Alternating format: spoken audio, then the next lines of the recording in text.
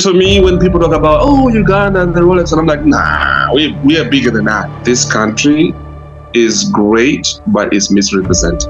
We have a lot of amazing things happening in this country that are not well presented. That's one word.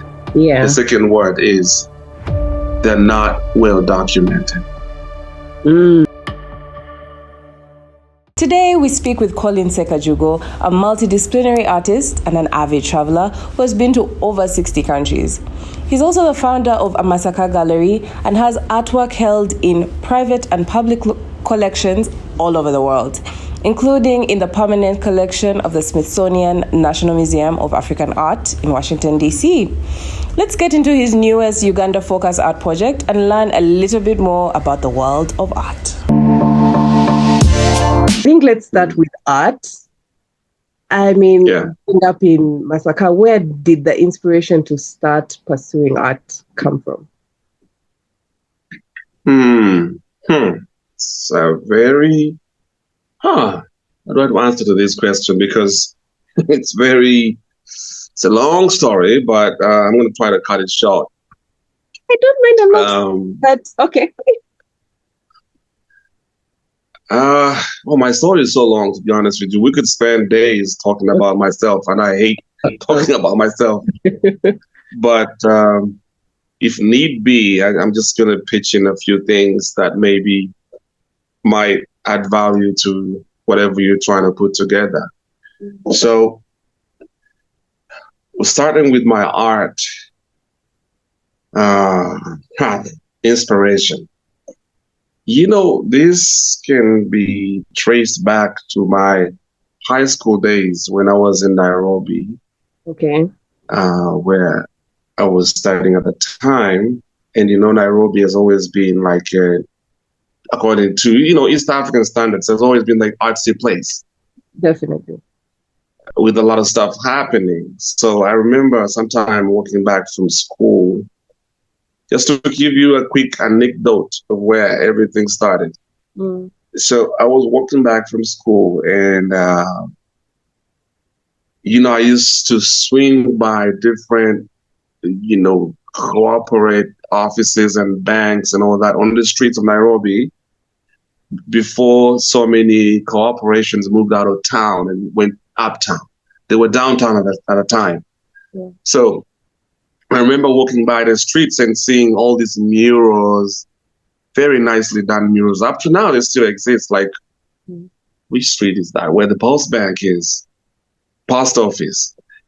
And I remember that time there was a bank, I think it might have been Stanbic at the time, that had art on display in the big windows. So whenever you walked by, you saw art on display, like done by different Kenyan artists. So that for me was like quite striking, you know, coming close to this kind of creativity. I know I'm a natural born artist myself because I can tell you this much. I've been practicing art, since I was a child. But I didn't know I could turn it into a profession or something like a way of life. Right. And it is that time when I started realizing that art was my calling. Okay. And even though in school, I went and studied different things like computer, in travel geography, or whatever people call it here. What do we call it here? Tourism? Tourism. Okay. Yeah, something of that sort. So I specialize in that stuff. I'm a nerd when it comes to geography.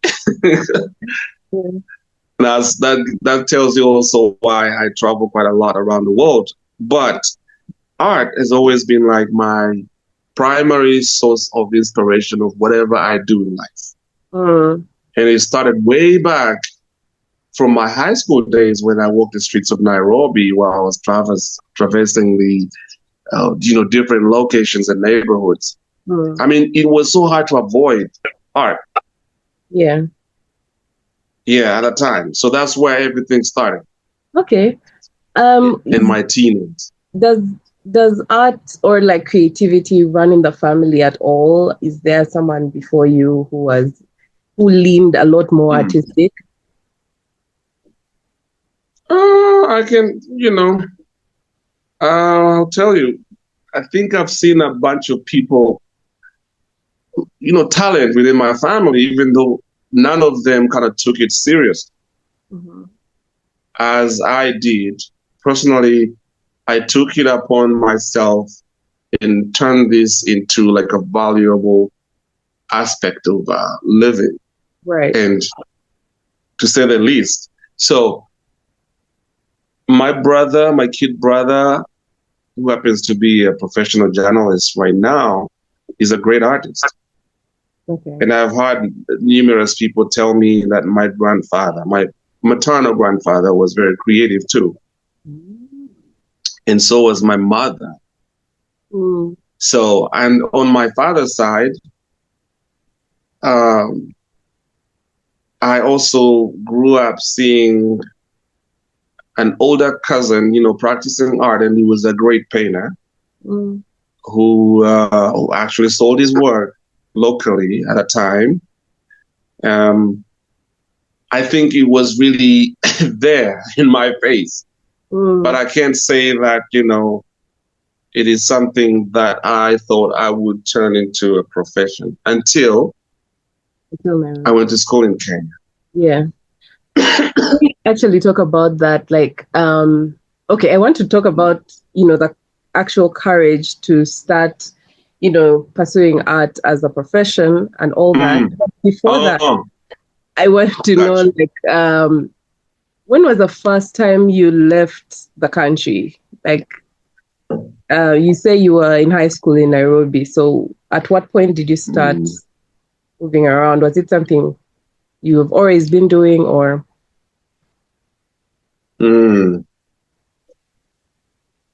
Okay, so Nairobi, that was like high school days.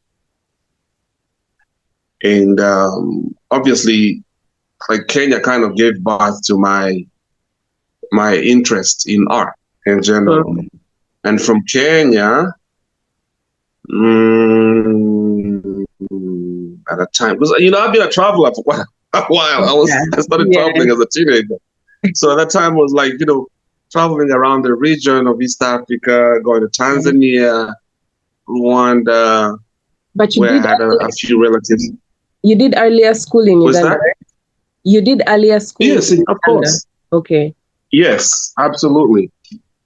But moving places, I think I was that was me trying to practice my geography, my interest in tourism and in knowing places and learning about cultures. It started way back. Yeah. Because from Kenya, I started, whenever I saved some money, I went to the neighboring countries like Tanzania. And I found myself going to Rwanda and then Burundi, And then later on, I went to South Africa to study. And then South Africa then became like a whole big opener because of the abundance of creativity that you come across on a daily basis in Johannesburg, in Cape Town, in Durban, all that. So it was around that time, between high school and college, is when I really realized that art was the thing, and not only the thing for me to live off, but also the thing to use as a catalyst for social transformation. That has been like my lifestyle from then up to now. Yeah. So I've been using art to not only to give back to society, but also to uplift people who were not able to make it through creativity. Yeah. So would it be safe to say that Collin the artist might not have happened without Collin the traveler? Absolutely. I think yeah. Because I think bank on that. I think, because I think seeing Yeah, people because I'm in the industry. sorry, go ahead. Mm-hmm. The timing of it What's all. that? I was saying, I think seeing people thriving in their industry, whichever place, differently from how it might be here in Uganda, kind of gives you that spark of like, oh, this person can do it, I can do it as well. Versus, I think here it's kind of budding a little bit more, the art space, than, back in 2007, for example. Yeah. That's right. Mm-hmm.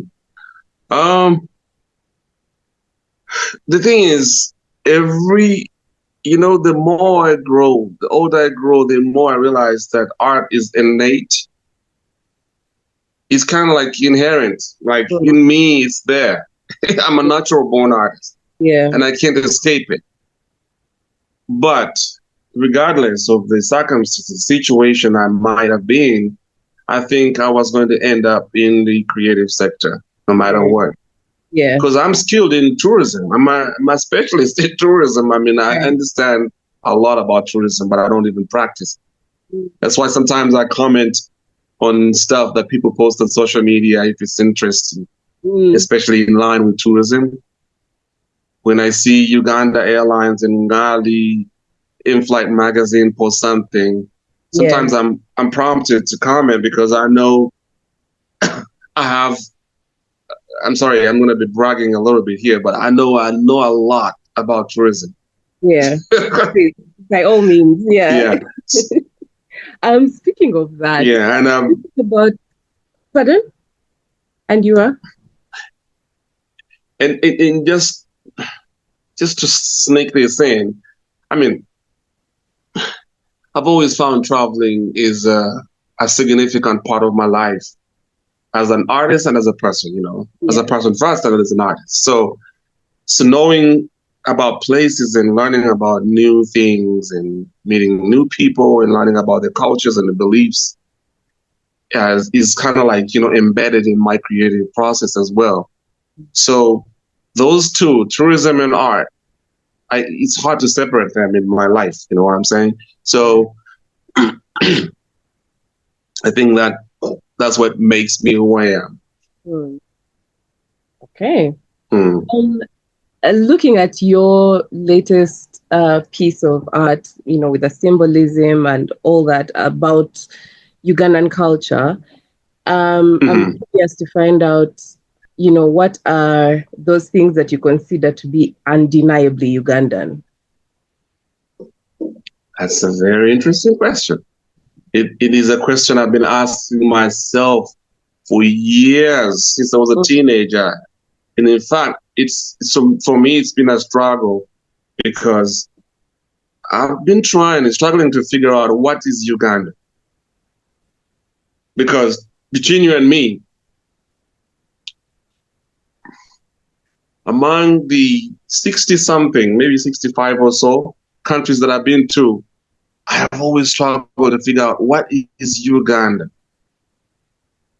Because we have a very complex kind of cultural fabric, and it's difficult to put a finger on something and say, okay, this actually embodies what Uganda is all about culturally, you see what I mean?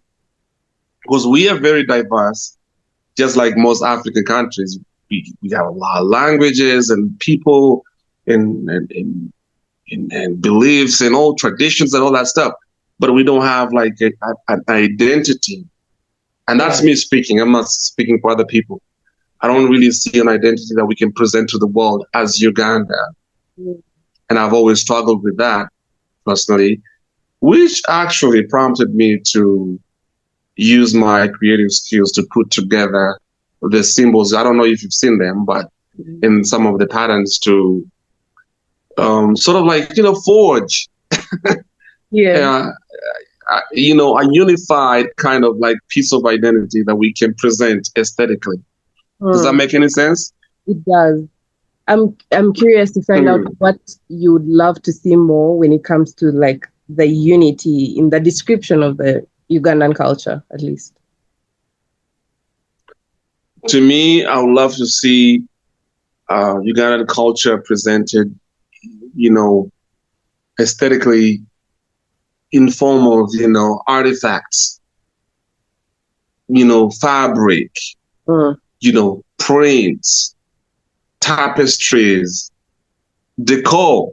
Decor. If you look at the history of decor all over the world, you're going to find that, countries have used decor as a form of national representation, right, on different levels. But we don't have anything to lean on as Ugandans that I've seen personally. You might know, but I don't know. Because I've done my research, I've done for years, I don't see it. The only thing that I'm thinking about in my mind is, those stools that have like the spiral, the sitting stool. That's I know. The spiral. That's the only thing that I think of that might be like interior decor that's Ugandan. But like, as you can see, as you said, might be. Because I've seen them elsewhere. yeah. That's the thing. So, it could have even been something that came So, as a creative person, I've always found it so difficult to defend my country. I have a very strong affinity for I would say, national identities, personally. As an avid traveler, you find so many things that countries actually bank on to sell whatever they have to offer to the world. But I don't really see enough. I'm not trying to diss my own country. I'm not trying to be negative here, but I'm just being realistic and honest. I hear you. I'm struggling with that. In fact, when I realized that I am part of the problem because I wasn't doing enough, that's when I woke up in the morning and said, I need to do something for my country. Yeah. And then I came up with the symbols and the patterns that I'm now using. As you can see, when you look at my home studio, you're going to see a lot of the U. If I can show you around it a little bit. Please. Do you see that? In the okay. Yes. Fabric. You're going to see it in paint. Yeah. That in our artwork. Oh. See that? Wow. Look at that. My model here. The dummy that has. You see that? Okay. So you're going to see it if I walked you into my main house, you'll see it just quickly. You see that? Everyone. Okay. Interesting. That's the door and the cows. Do you see the hand there? Right. Yes, I do. I'm really, really interested in the fact that you have fabrics that have the print on them, because at least looking at when it comes to African fashion, a lot of times we look at the kitenge, we look at the kente, whatnot, that's from West Africa, but exactly that some of the symbols and the motifs on there have meanings of their own. And at some point, I was talking to other fashion creators and other designers, and they're like, we need something that is our own, something that speaks to who we are. That's right. People. So it's incredible to see that, there's a way to transform that into fabric. In fact, if you look at my Instagram, you might see a few different designs that I've done, and I'm turning those into prints as well, even though printing on them is very costly. But we eventually will get there, because I've been doing it for some of my people, and but eventually my main objective here is to kind of like come up with something so Ugandan that can be emulated in different forms of production. Like, let's say, if we are sending our Uganda cranes to play soccer somewhere on the world stage, what are we having on our jersey, or the national troupe? What do you call them? The national ballet. Do we have a national ballet in Uganda? I don't think so. But the Ndegeya troupe, for example. Oh yeah, there's also that. Yeah, whatever they're wearing, what is so Ugandan about them? Uh-huh. You know, apart from the kikoi, which is actually imported, Right. or it was brought in by the Indians, Mm. and the bark cloth, yes, it is Ugandan, but it's not. It has nothing to it. So some of us are trying to add some value to that. Right. And as you can see, the peso and mota, which is like, you know, shared across Africa. Ikinu, you know Ikinu? You speak Luganda? A little bit, but the what? Ikinu. Do you know Ikinu? Mm. Ikinu. It's the peso and the mota. Okay. Look. Yeah. Ah, ooh. See that? Yes. Oh, that's see. good. I have a smaller version, so you can see the U everywhere. Yeah. Oh, that's dope. Yeah. Yeah. So all that kind of stuff. I mean, like we can have this symbolism, the U, and everything starts with you. You know, right? That? Yeah. In fact, let's actually talk about the U symbolism. Why did you? I mean, I guess Uganda, but like, why was that the thing that stuck with you? Continue on with. In that, again, that was a part of my struggle to figure out what symbol could be shared across all Ugandan cultures as a shared identity.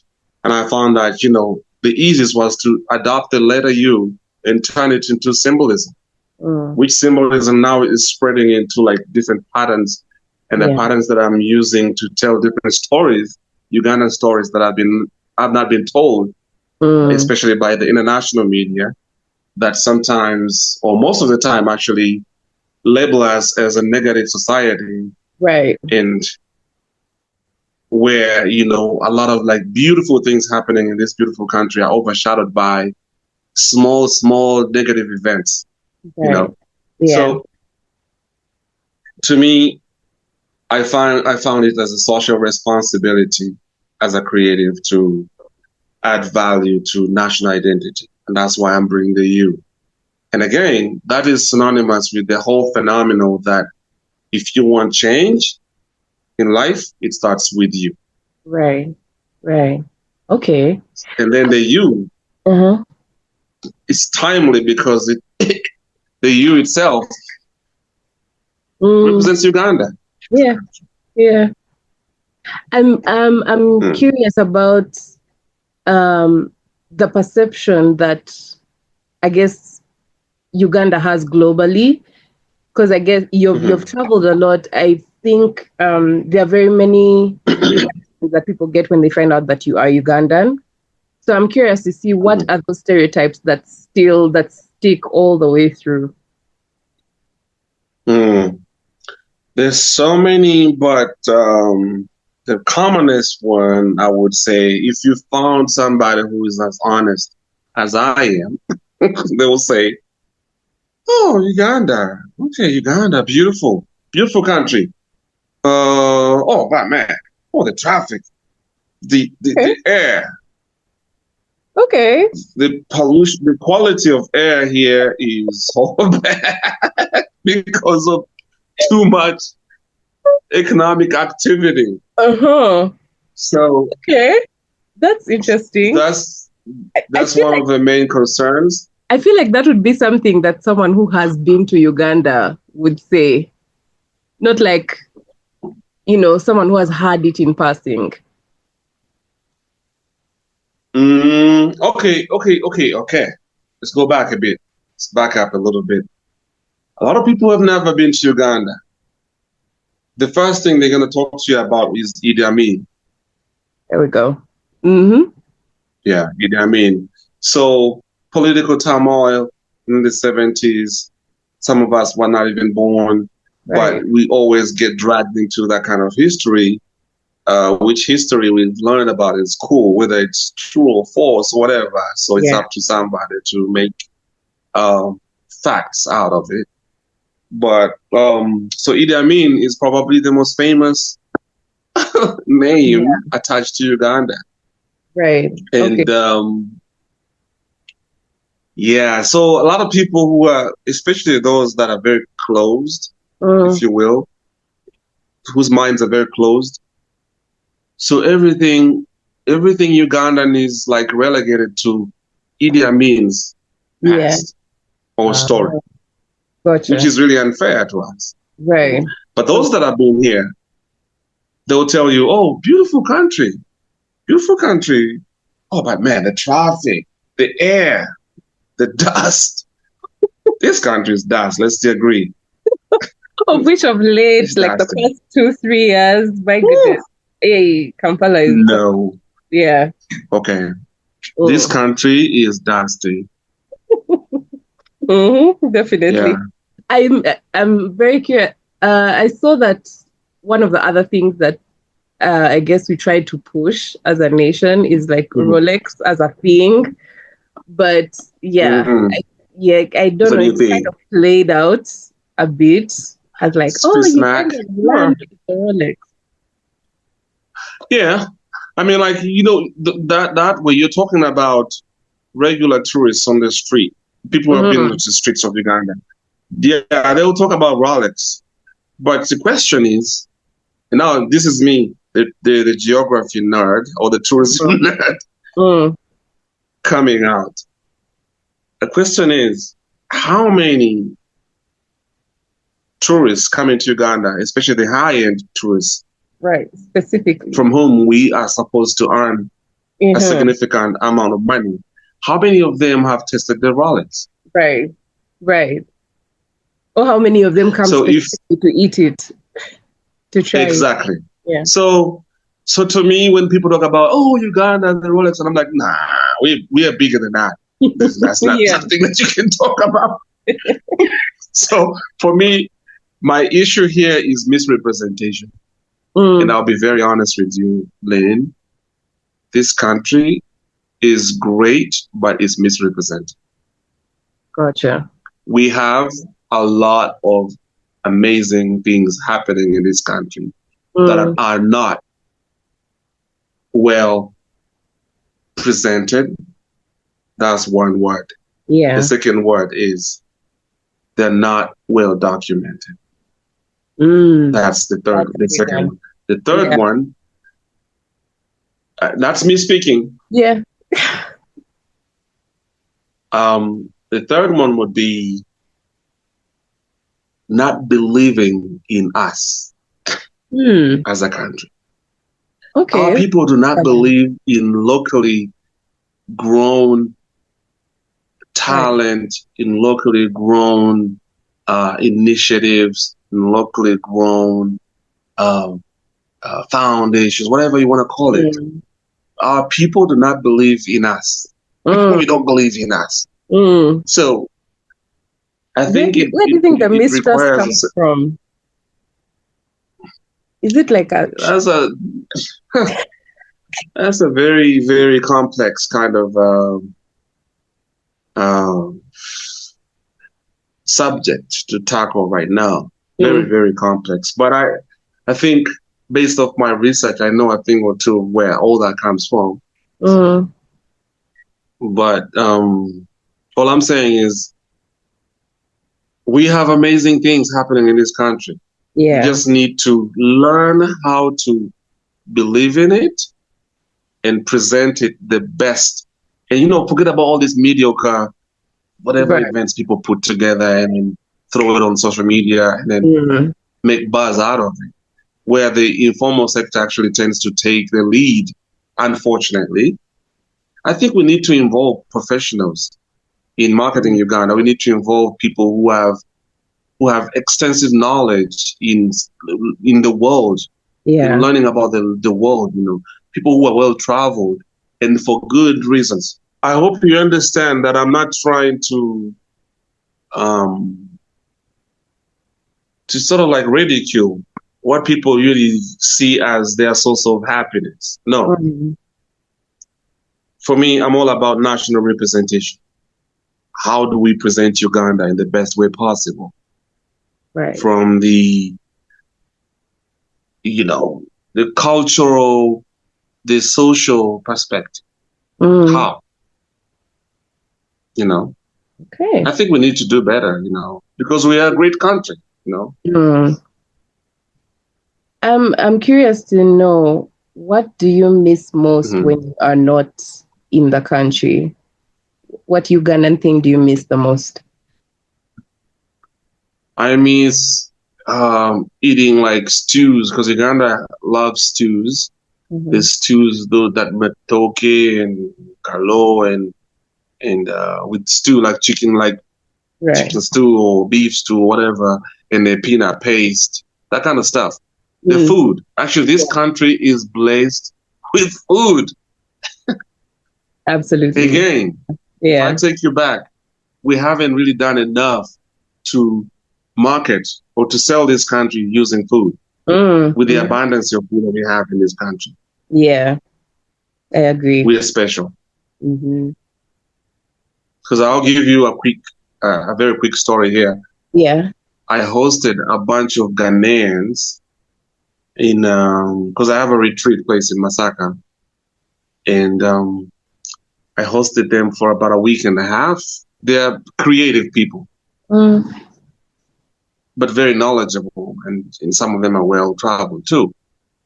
And they were amazed by the abundance of food that we have. Amazed, but like then was that? Yeah, they were amazed, like surprised, or like. Yes, surprised, because they did not imagine that finding a country with so much food everywhere. But then their comment was, "You guys have great food, but you don't even use it to sell yourselves out." Right. Yeah, that's crazy. Okay. Yeah. And are there ways that you connect with home when you're away? Like, what are those ways? Is it like?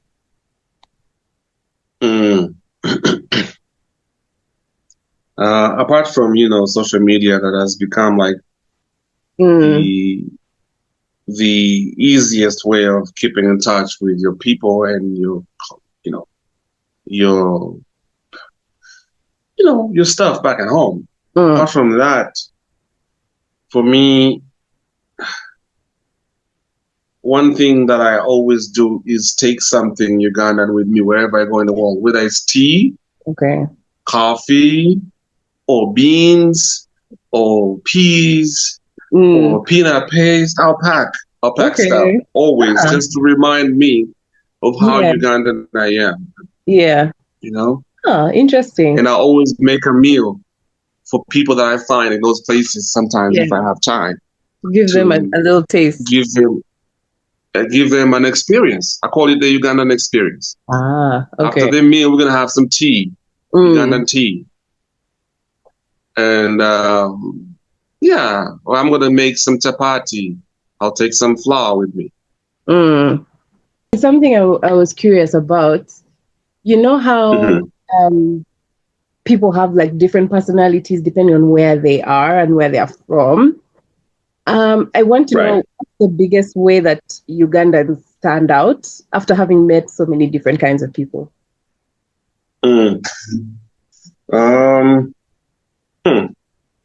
Interesting question. I don't know how to answer to this one, but very smart question. Very, very,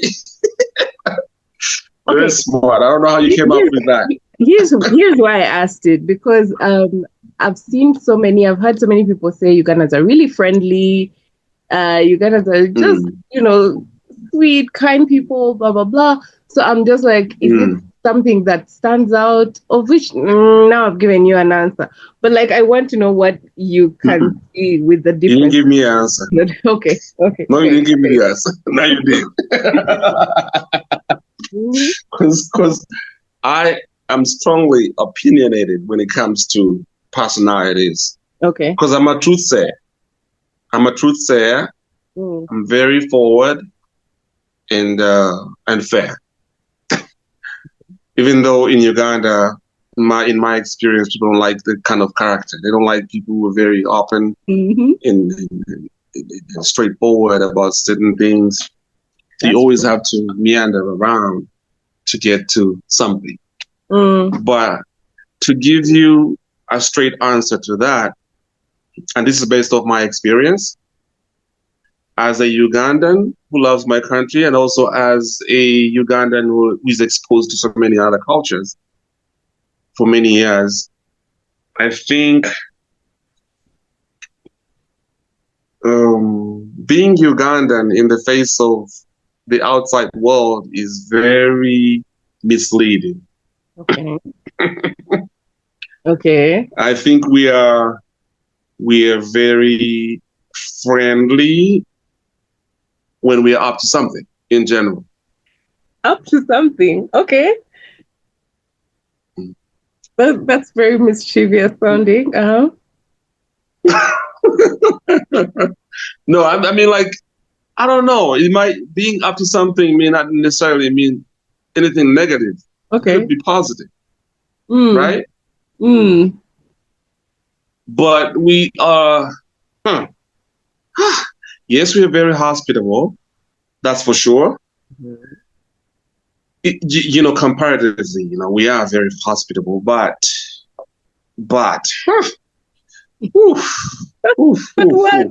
lay it on us. We can handle. Yeah.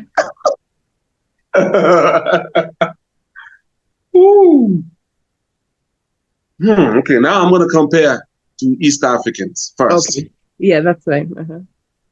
Because I know East Africa on my fingertips. And I'm connected to all East African countries, apart from Congo and South Sudan. But Kenya, Uganda, Tanzania, Rwanda, I'm very connected to those cultures in many ways. And I speak the languages too. So, Ugandans, very welcoming. Ugandans don't usually care about where you come from to associate with you. Right. They're very inclusive. Their doors are always open to strangers. But we are also very optimistic. Very, extremely optimistic. Okay. Yeah, I can see that. That's what I learned, actually, because I came here first time back in the day when I was still a teenager. I used to come back, travel back and forth, and I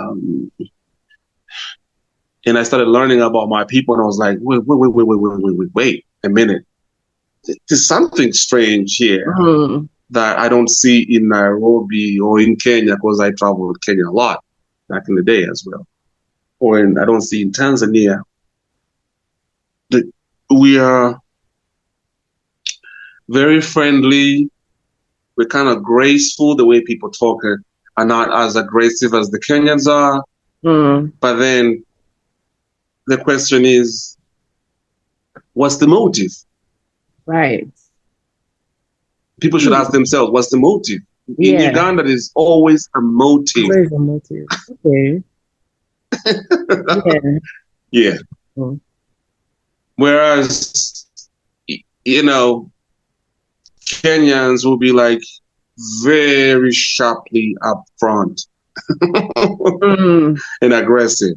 And that kind of makes them, become a little unpopular in terms of, friendliness and all that kind of stuff.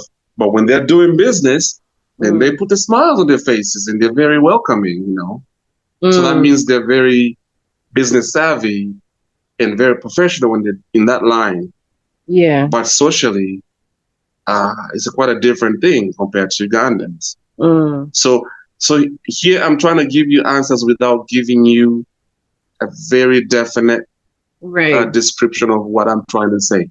You know what I mean? So I'm also asking myself questions, without providing immediate answers, because I don't want to be very subjective here. Yeah. You mentioned, earlier, going back and forth between the two countries. I'm curious, how often do you come back to Uganda, versus going out? Let's say in a year, like what % of the year do you spend in Uganda?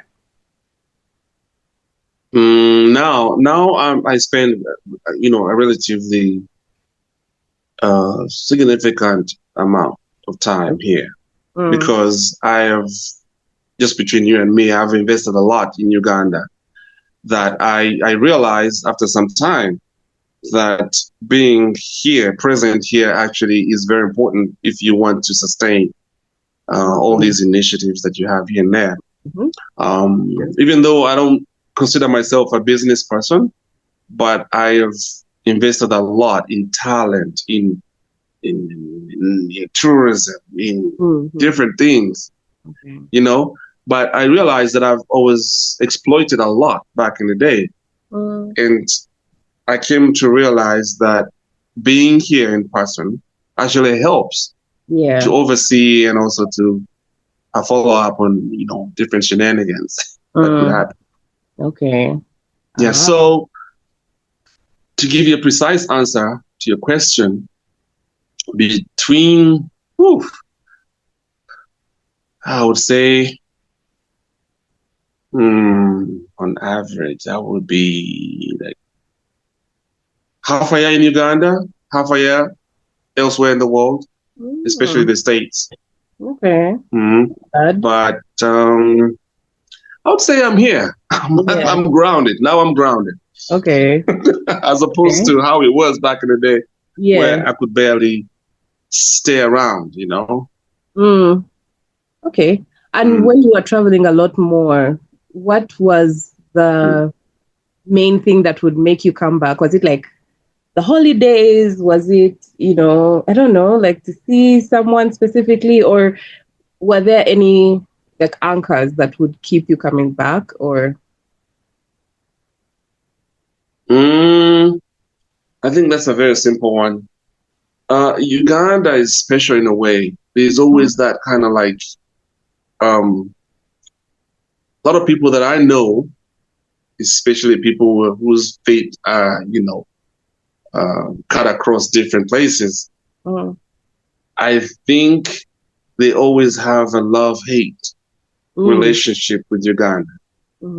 This country will always pull you back. The food, the weather, the freedom of expression, the freedom of movement, the freedom of, doing stuff without being sort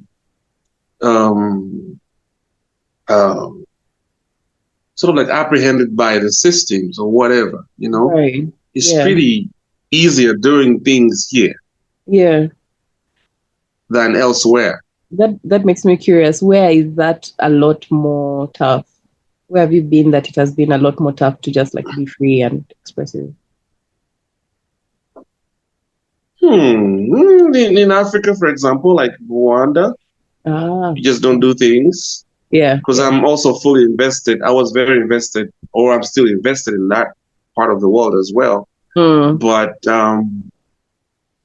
when I found out that actually it's so much easier doing things here, I started paying more attention to my Ugandanness and my being here than being elsewhere. Right. Yeah. In Kenya, I consider myself Kenyan by design because Kenya kind of made me in so many ways. Gotcha. However, I have struggled to sort of like walk away from that, part of self-identity to being so Ugandan. That's why I'm pushing Uganda so much. Yeah. Ways. Okay. And in Rwanda too. Yeah, I do share a lot of what would I call it? I'm very attached to Rwanda too. In the past. Yeah. But after doing so much stuff in Uganda and found it kind of friendly in that sense. And not to say that it's easy, because of exploitation. Exploitation is like the order of the day here. But if you really put your mind to it and learn all of these mechanisms of survival here, I think this might be one of the best places to be in the entire world. Right. Yeah. Okay. You mentioned Rwanda and your history with Rwanda. I understand you founded a gallery there called Ivuka. An art space. It's an art center. An art center. Okay. Tell me about it was the first art center there.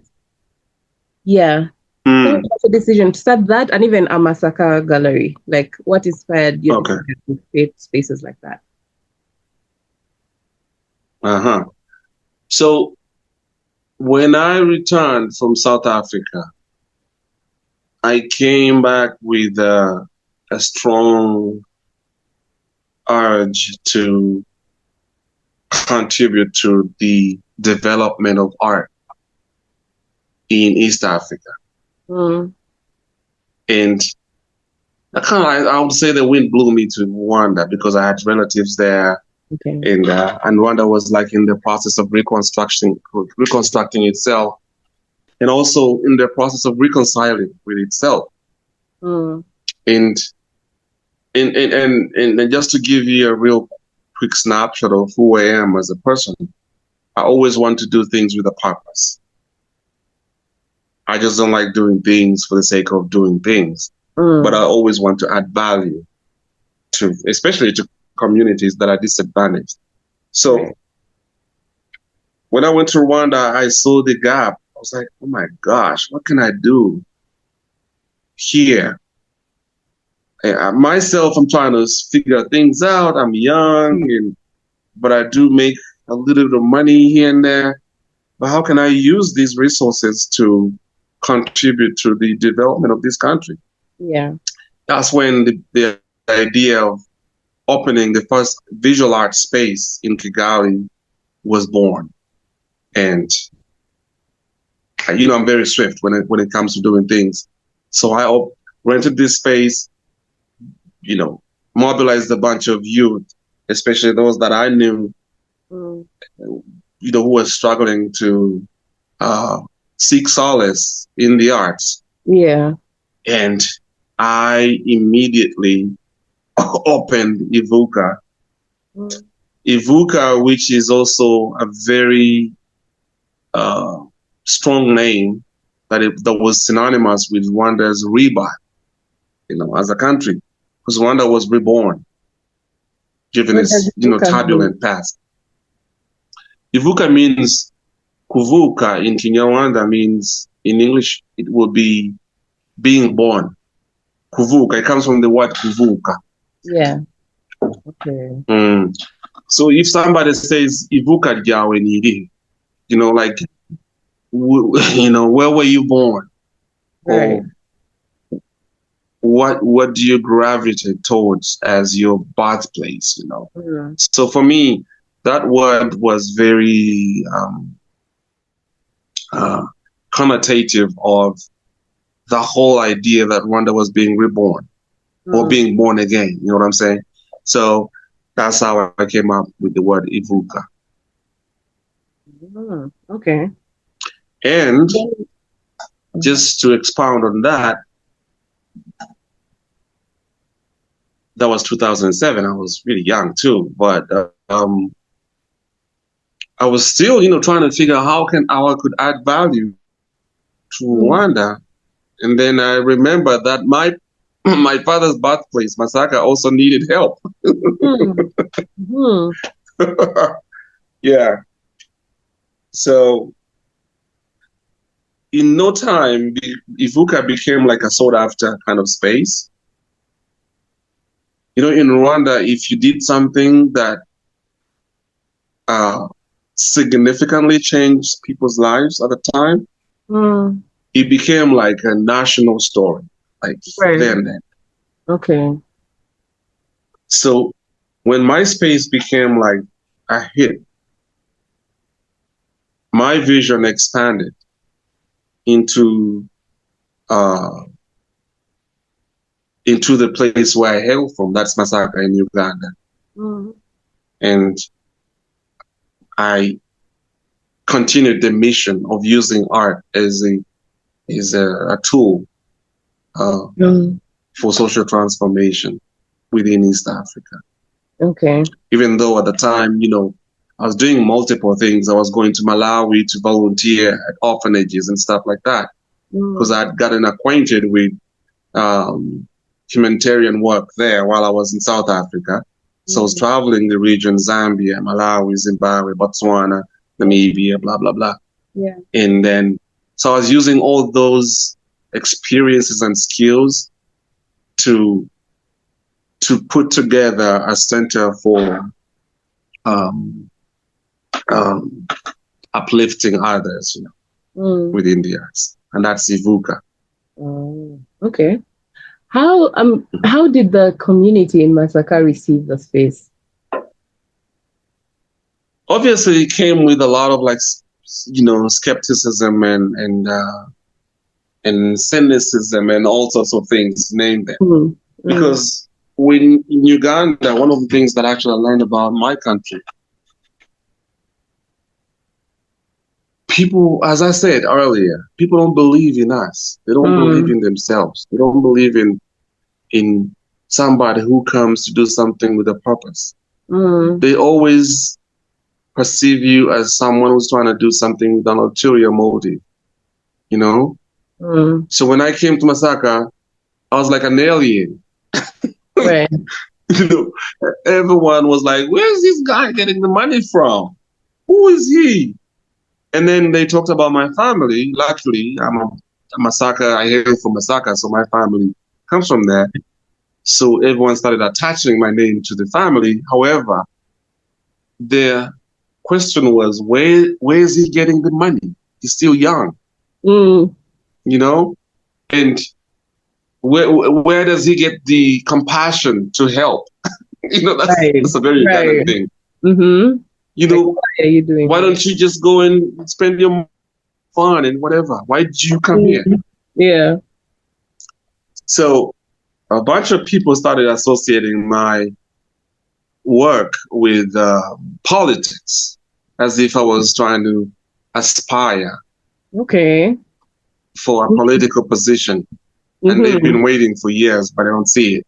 Yeah. Until they came to realize that I'm actually all about community development. Yeah. So when I saw that skepticism, it was really frustrating, but I came to a resolution to this. And what I did was to run, what do you call them? Like community events, every 3 months, where I involved local talent in music, in cycling, in crafts making, and I was funding everything out of my pocket. And actually, that was really disturbing for them, because I was like, this guy comes here with Mzungu money. He's been given a lot of money to come and waste here. Oh, right. Oh my God, that was really hard. It was really hard for me. I can't even believe I'm still standing with Masaka so strongly. Yeah. It makes sense to me that they would expect you to start running for office, because no one is used to someone just putting up something for the community on its own, just like that. That's right. Always, where's the catch? Where's the, Yeah. It took me years to actually fathom why people had that mindset. And I understood it later. I really understood it. I was like, you know what? I don't need to be angry at you guys anymore. So I just let you be. You're naive. You're some of these guys are illiterate. Some of them are undereducated. So what do you expect? Yeah. And also they've been exploited a lot. So it's always like waiting for, Yeah. So it was really hard to get in, but given that so many people were benefiting from my programs, So they started educating each other about the motive behind my drive, and that was solely community development. But for that to sink in, it took a lot of convincing amongst each other, you know. Right. And at that time, I started with, quarterly, community events. And then we moved on to art camps, which were more professional for real professional artists from Kampala, Nairobi, Kigali, Dar es Salaam, and elsewhere. And they were all convening in Masaka every 3 months for my art camps. Yeah. Then the locals started seeing different faces, and then they started getting more hopeful. So maybe this guy is onto something that is going to benefit us as a community. Yeah. So there was a slow paradigm shift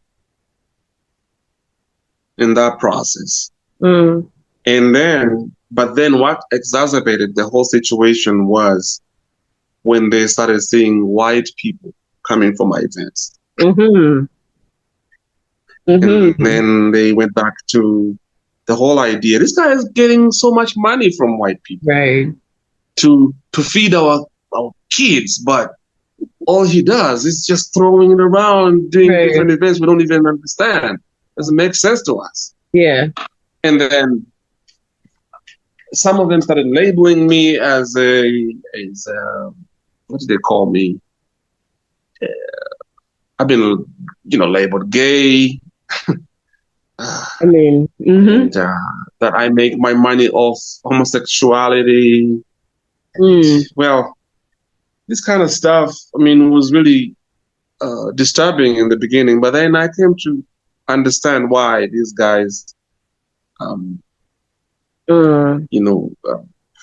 think this way, because it's part of our society. If you don't know, you don't know. And we can't blame you for not knowing, you know? Yeah. And then, as my, vision grew bigger, I started thinking about the gallery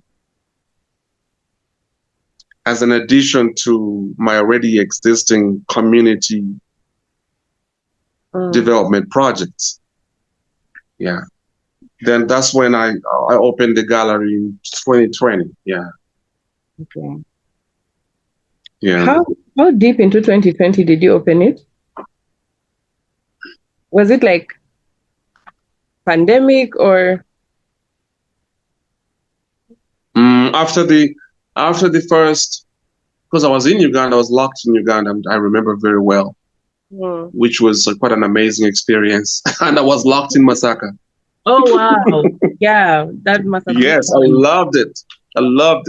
So, in fact, thanks to the pandemic, it encouraged me to do even more for Masaka. So when I was locked there, I was eating fresh food, no hassle. The lockdowns, you know how it impacted most of us. It made us think harder. It made us think more creatively, because we didn't have so much to do with our hands and with our brains. All we did was eating and sleeping and gossiping and all that. Yeah. So that's when I thought about the gallery, and before I knew it, I rented a building in the center of the town in a prime area, and I opened a Masaka gallery, and that was during the first lockdown,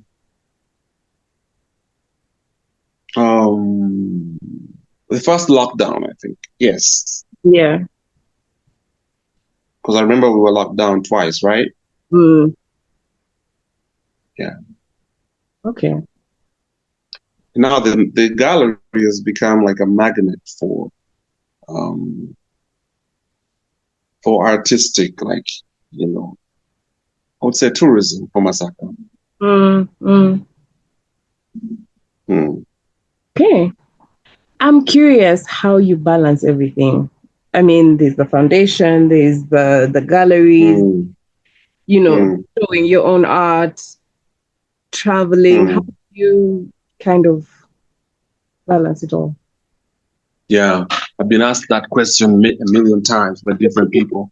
Because everyone wonders how I'm able to strike that balance. But I think to me, this is a lifestyle that I'm leading. You know, when you do something based off who you are and knowing who you are and knowing what you're doing, I think everything comes off as easy. Even when things are hard, you think it's normal, you know what I'm saying? So to outsiders, they think this is impossible. This guy must be on the highest drugs ever. While I don't even touch a cigarette myself. I've never touched weed, which is the simplest drug ever. I've never touched it. I'm always like sober. How do you manage to not like engage or indulge in any of those things? Especially seeing, the difference everywhere. Yeah. Knowing what you want in life. In learning how to distinguish between what's good for you and what's not good for you, I think is the key. Because a lot of people find themselves caught up in situations where they don't know what to do with themselves.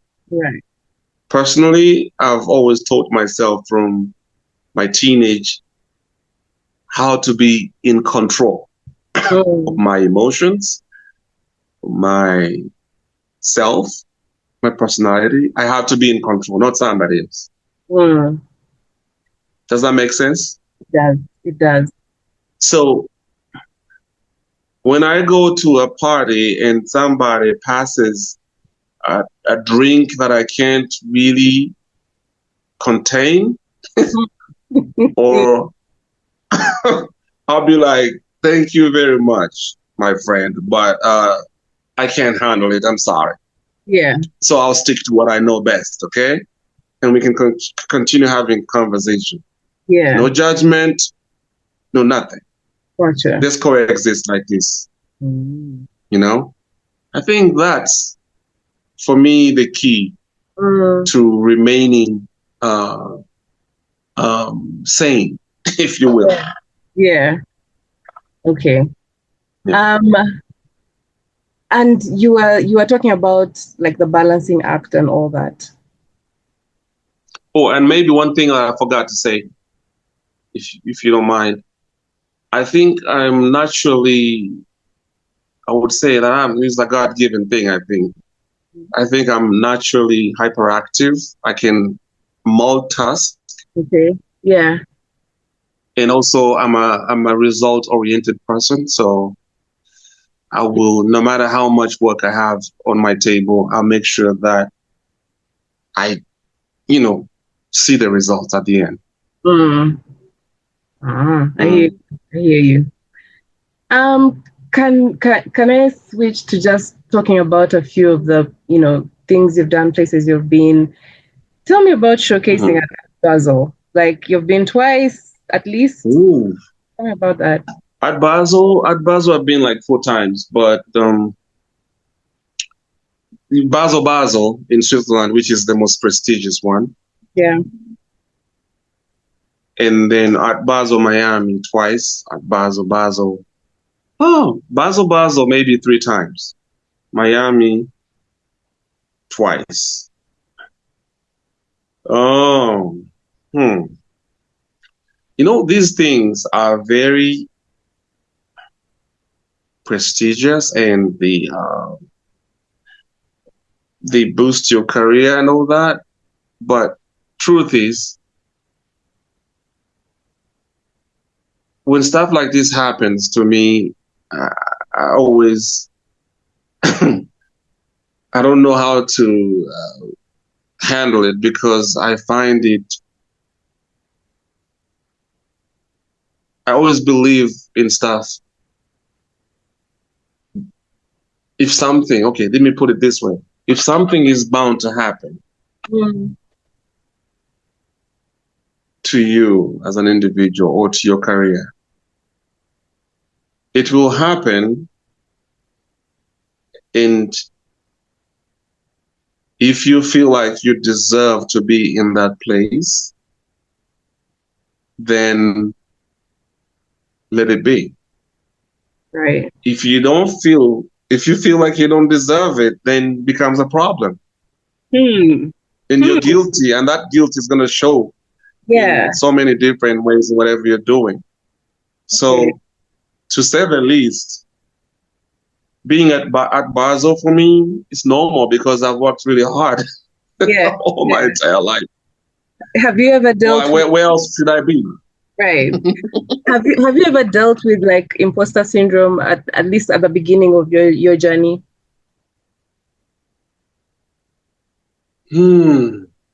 That feeling dealing with it, yes. Yeah. Dealing with it, yes, because oftentimes you find yourself in situations where you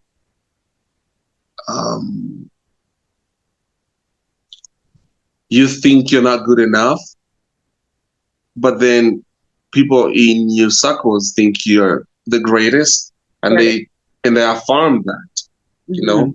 Some of them affirm it, and they'll be like, "Man, you're the greatest artist that I've ever come across." And you're like, "Oh, come on, stop kidding! You're kidding me!" And you don't feel great enough. So that kind of puts you in a very docile position where you think, especially when you're by yourself, you think of how on earth is it possible that I am this good? Right.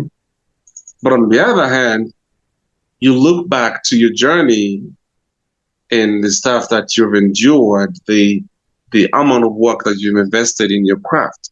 You're like, come on now. This is where I'm supposed to be. Yeah. I deserve this, So, and as I said earlier at the beginning of our conversation, I said, I believe in fairness. I'm all about fairness. So whatever I achieve in art, I believe it is whole deservedly meant to happen. Right. That's how I see it. Being at Art Basel, actually the biggest that I've been to is Venice Biennale. Ah, okay. Because there I was representing Uganda as a country, and it was our inaugural representation as a country at the National Pavilion. So that's the oldest and the most prestigious art exhibition in the world. Yeah. I was going to talk about the Smithsonian as well, but like I'm Washington, curious, do you have any other future aspirations? Is there anything you're just like, oh, I want to do this so bad? Or do like milestones like that, are they not as important to you at this point? I'll be perfectly honest with you. Having showcased at the Venice Biennale, which is the biggest of the biggest ever, and representing Uganda, and also having showcased at the biggest art fairs, and these are commercial art fairs like Art Basel, Freeze London, Freeze New York, Freeze LA, Freeze Seoul. I've showcased at all these fairs. Yeah. But to me, anything that doesn't really bring pride, national pride, it doesn't. It's not really satisfying. It's not really satisfying for me. Okay. So the aspirations that I have right now, I would like to create or to contribute to a national image that we can present to to the world as Yeah. Uganda. Yeah. A country that is full of creativity, a country that is full of talent, you know? But then what I'm struggling with is how to make that happen without burning myself, because I've been burnt out for many years, doing things out of my pocket and all that. But now I'm like, how do I do this without losing myself to mental illness, to all these insanities, you know? Yeah, thank you for making the time to come on and just talk about yourself and your art and everything.